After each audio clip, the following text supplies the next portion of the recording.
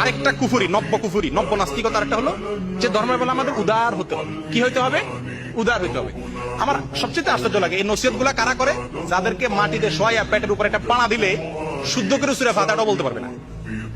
ওনারা ফতুয়া দেন আলেমদেরকে এবং 16 কোটি মানুষকে, মুসলমানকে শিখায় যে ধর্মের ব্যাপারে কি করা উচিত না, বাড়াবাড়ি করা, আর সব ব্যাপারে বাড়াবাড়ি করা যাবে। রাজনীতির নামে, দলবাজির নামে, অস্ত্র নিয়ে মহড়া করে সবকিছু করা যাবে, শুধুমাত্র ধর্মের বেলায় কি করা যাবে না?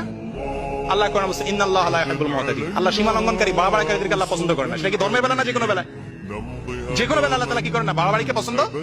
কিন্তু ধর্মের বেলা বাড়াবাড়ি কাকে?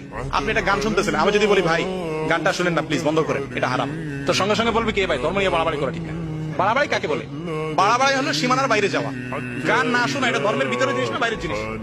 ধর্মের ভিতরের জিনিস আমি বলতে গেলে আমি বাড়াবাড়ি কেমনে হবে? বাড়াবাড়ি হবে ধর্মের যেটা নিষেধ করে নাই, আমি যদি সেটাও নিষেধ করতে যাই তখন সেটা বাড়াবাড়ি হবে নাকি?